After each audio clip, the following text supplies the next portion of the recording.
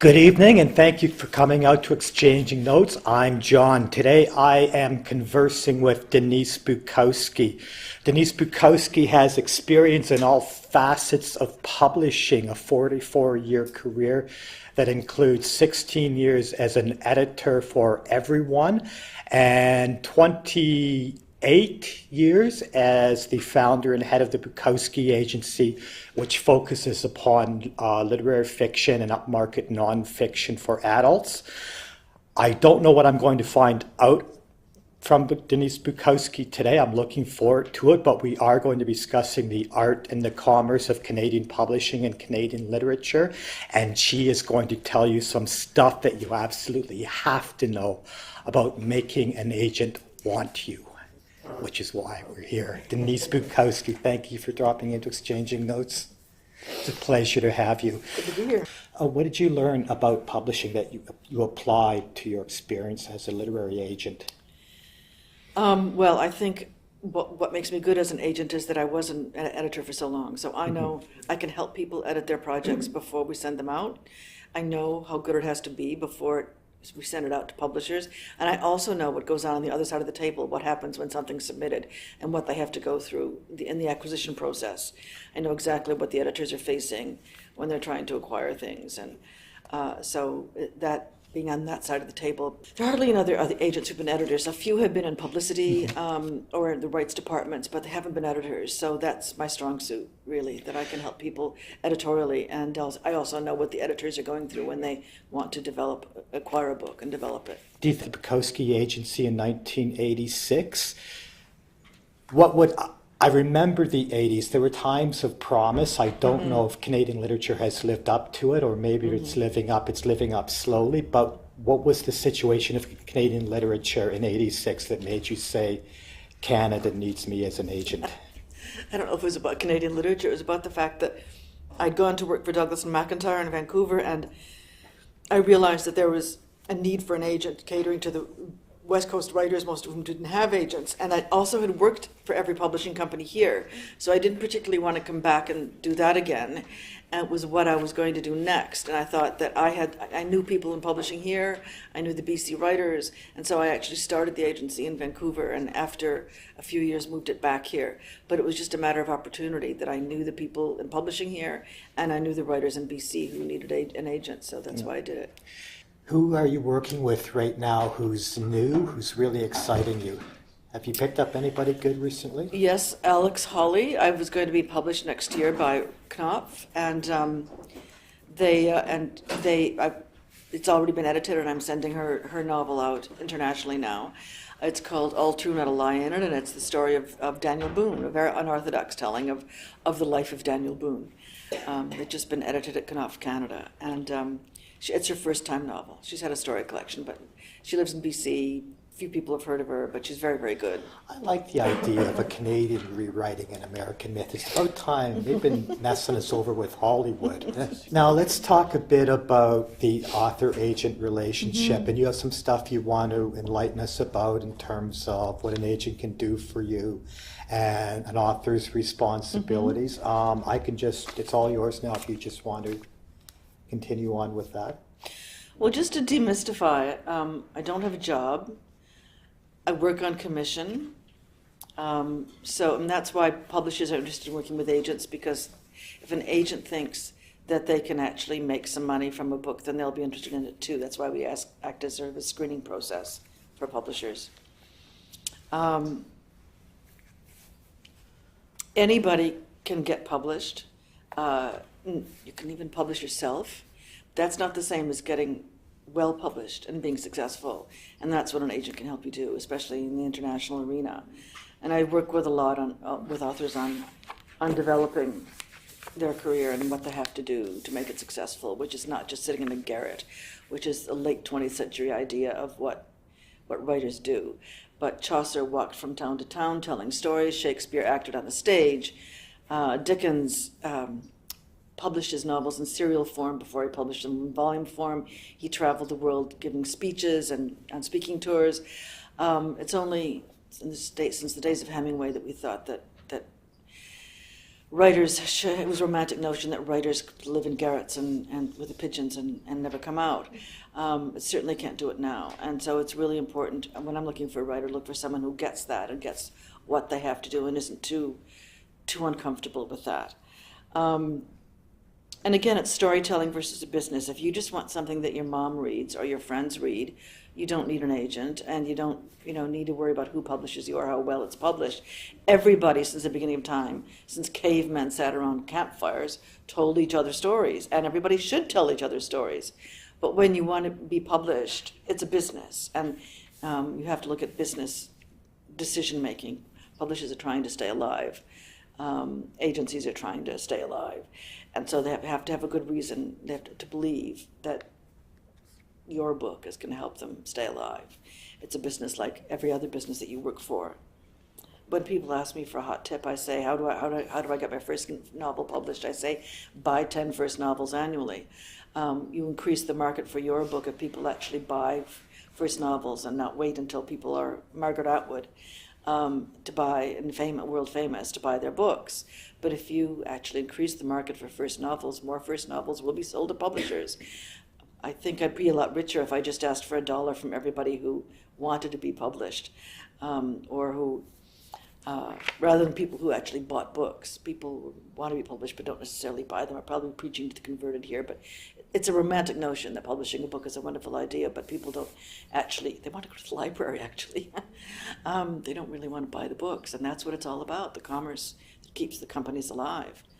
And that's what you have to think about. Otherwise, you might as well, if you just only care if your family and friends see it, you might as well self-publish it, because that's all self-publishing does. In fact, you're not really self-publishing, you're self-printing, or you're putting a file on Amazon, and nobody knows it's there, unless you've got some great master plan for letting people know it's there. And the most sophisticated part of publishing right now is marketing, especially online marketing. It's very sophisticated. You can't make it up or expect people will somehow discover your book. So I would never encourage people to self-publish unless they're happy just to have their family and friends have copies of the book. The best way to get an agent is through a referral from a happy author. Then you trust that person because that other author is happy. And Carl alluded to that, is it's important to have a network of people, of writers who you are always exchanging information with and who support your work mostly. There's a wonderful publisher, a small publisher in England called Salt Publishing that used to have on their website. They've taken it down now, and I wish they put it back up. Just this essay about why you can't send them your manuscript. He said, before you send the manuscript, tell me who you are. Tell me who knows who you are.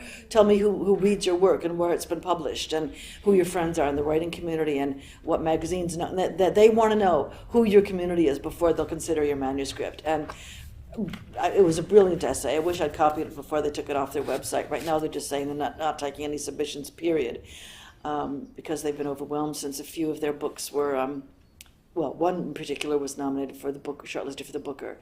They took now they're taking down their essay, and not to say they're not saying any submissions at all. But before they would take submissions, they wanted to know who you were and who your support group was, who your community was. And then they'd consider your manuscript. And that's really what people are looking for. People who have a profile and a network like that. So if I get a referral from a well-established author, or for one of my clients, for instance, I will always consider something more than the slush pile.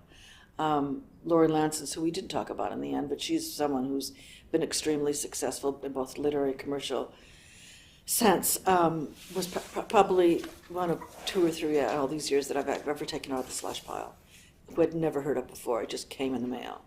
99% of them I don't take, and mostly I look at their covering letter first. I look to see what they've done before, if they've had prizes or small press books or stories published in magazines, or if it's nonfiction, the credentials they have for writing a book. You may have a lot of great ideas about a subject, but if you don't have the credentials in the area, then I probably can't sell a book on that subject. So. A lot of books come referred from other writers. You can win a contest like Alan Bradley or be shortlisted for a prize. You can get a referral from a publisher who's making an offer. Wace and Choi came to me that way because they wanted him to write a collection of stories. Sometimes I have authors who are changing agents as well. And as I said, Laurie Lansons who was probably best known for The Girls, about a novel about conjoined twins that did very well internationally. And my ideal client is Claire Cameron because she really gets what she has to do to make it work. I'd say her success is directly related to the fact that everybody did their job well. I got the stars aligned. I got 3 international publishers to publish her simultaneously. The 3 publishers did a great job, and she did her job of publishing articles in the US and UK and Canada, keeping up her blog and her website and her social media contacts, becoming very well known and loved among writers in Canada. So that by the time the book was out, 2 years after I sold it to the publishers, she had a much higher profile than she had when I first sold it to the publishers. They really had something to work with there because she'd made herself better known. So that worked really well, and I encourage other people to follow that model as well. I refer them to her website, show them all the wonderful things she did to raise your profile. A good agent can help raise your profile and promote and develop your career. The most important part of the job is what happens after the contract is signed. I mean, if you got a lawyer, the lawyer would do the deal and they'd just be gone. But most of what I do is after the contract is signed. It's important to know the tastes and the personalities and strengths and weaknesses of the editors, specific editors and publishers. You have to know who would like that book. When I'm reading something, I'm trying to think of the editors who would be interested in it. And that changes. I mean, I just had my wonderful Daniel Boone novel rejected by an editor in New York who loved the book, but he said, I have too many historical novels now and I can't take on another one, so I'm not taking it. So he was the right editor at the wrong time.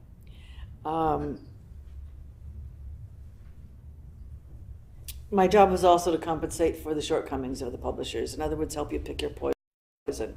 I know who's good at marketing and publicity and who's not, who's good at editing it and who's not, and can help steer your book in the right direction or try to make up for what their shortcomings. They're always overworked and understaffed, so they can always use somebody else helping with the jobs, right? Everything from help get blurbs for the book and help interest media when I can. With the advanced bond galleys, I send them out if it's an unknown author to my clients, so they start to get to know who the author is before the book is published.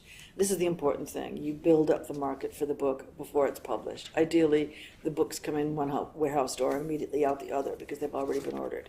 You don't start the marketing once you have a book in your hand. You can protect writers from others and from themselves if you let them, things they might do to hurt their books. If they want to have a meltdown about something and you think it's not a good idea to have a meltdown about this cover because you'll only alienate your publisher, I tell them that because I know what happens. They can have spent a fortune to buy your book, and if you become a difficult author who's a pain in the neck, they will not do anything for your book. So I help people try to decide when is the right time to assert themselves and when is not a good time to assert themselves in the process. But I can mediate disputes as well, especially in the editorial phase. Get you sold in other countries and other media. If you look at my website, you'll see that my authors are promoted on it, and as well as our catalog, our backlist catalog, and promoting the new books as well. And it's just a matter of making my contacts your contacts. Hopefully an agent can get you well published as opposed to just published and your book disappears, and help you make a living from your work. If all you want is a book to show your mom, you probably don't need an agent. But if you want more than showing it to your mom, you probably do. I don't know how much more time you want me to yak on. As much time as you need. Go ahead. Go through it all. I help people make things marketable by helping to edit the manuscript. I don't like to take on things where I have to do too much work because my commission doesn't increase. And if I feel I have to do too much, and it's going to be an ongoing process that every book will need a lot of work from me, I probably won't take it on. But if it's fairly cosmetic, I will, and especially with nonfiction, I get rough drafts of proposals where we do a strong proposal, not the complete manuscript, never the complete manuscript. You start with a proposal and a few strong chapters. And I work strongly editing those before we send it out. I can't change the marketplace. I can't make publishers or book buyers any smarter than they are. I can't change the economies all over the world, because I'm not doing nearly as much in terms of foreign rights sales as I used to because of the economies all over the world. So I can't change the world that way. You have to wait for the crisis in Europe to abate before these things will change. I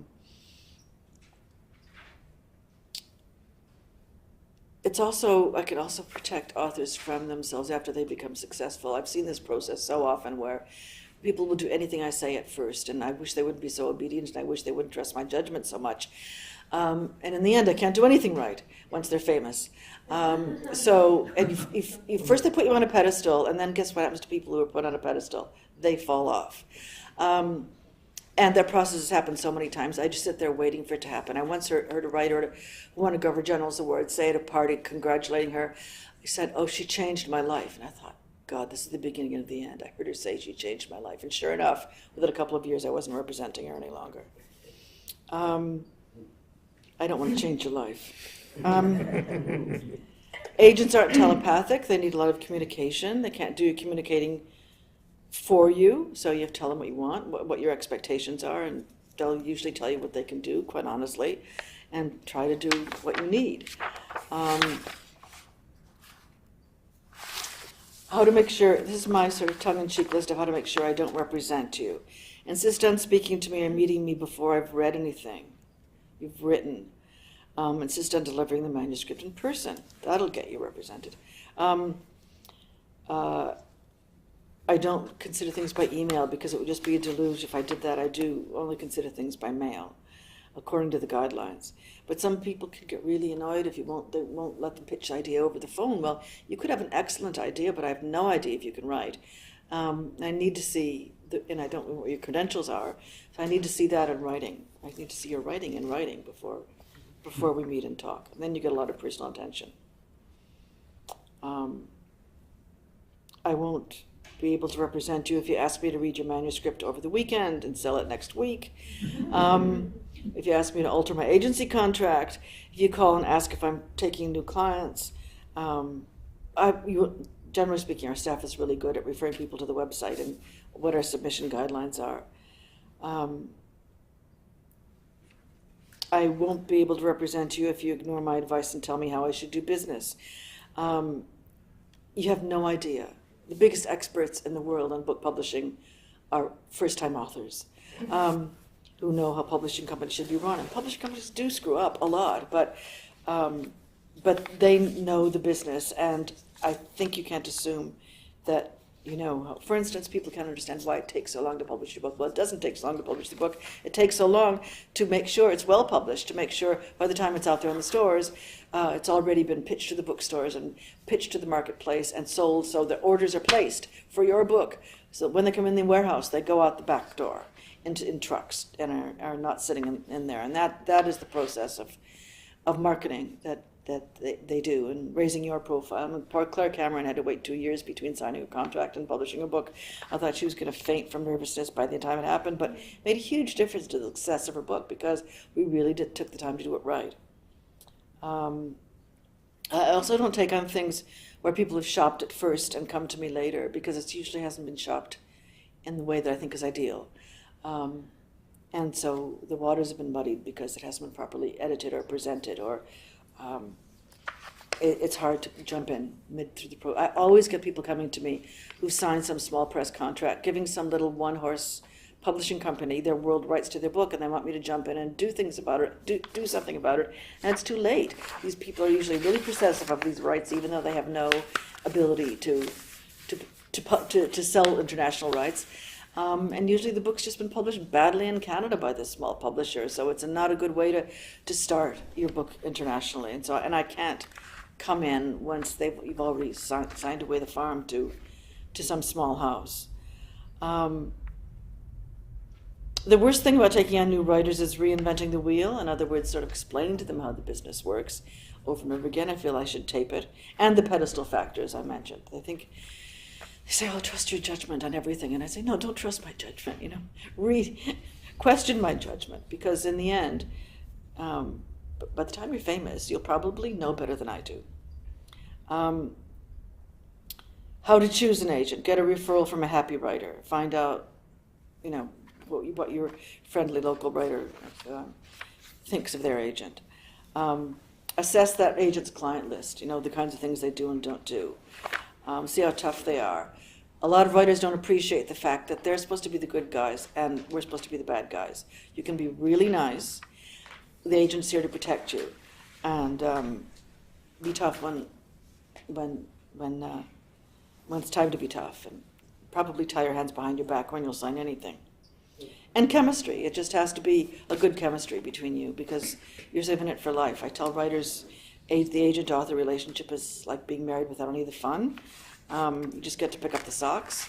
So, it's got to be somebody you really enjoy, and that's just personality.